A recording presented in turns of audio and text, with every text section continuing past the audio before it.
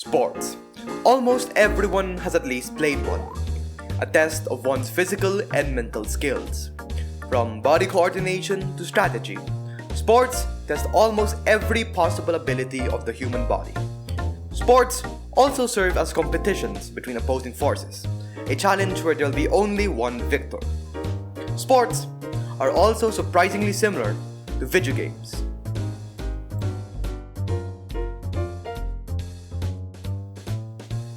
Welcome to Alt Game, a showcase of the power of video games in different fields. Today, we're looking at video games as a sport.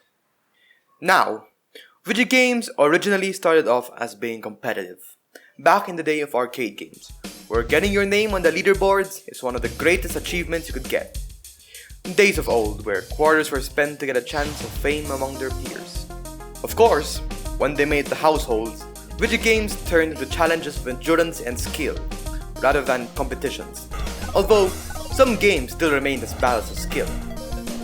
Game companies would host competitions to get the highest score or complete the entire game, and reward them handsomely.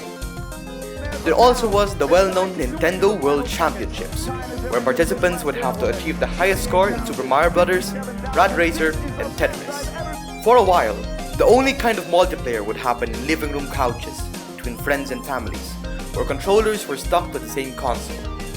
But when the phone lines started to send bits and bytes, that changed. With the advent of online video games, the whole world of competitive video games changed. Bullets started to fly as players now started fragging with the help of the web, connecting them to others all around the world. People who owned Quake could now go fight others who wished to test their skill.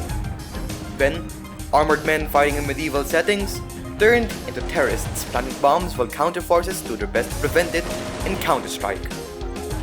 Alongside Counter-Strike came Warcraft, where rather than having the fastest reflexes, the winner is chosen by the one with the quickest wits and highly planned strategies.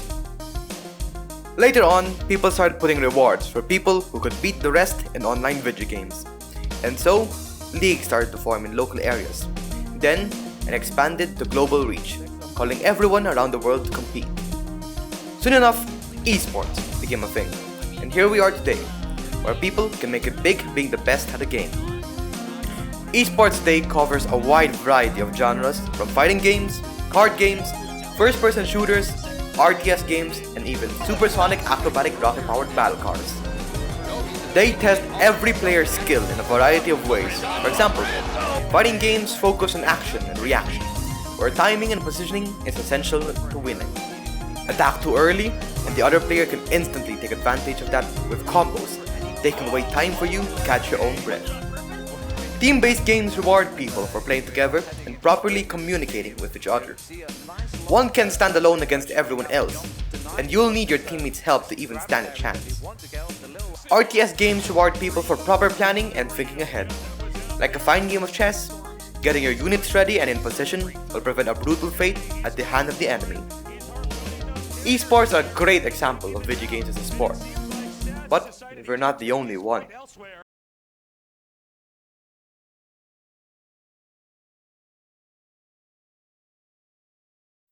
It all started with a simple challenge in a manual.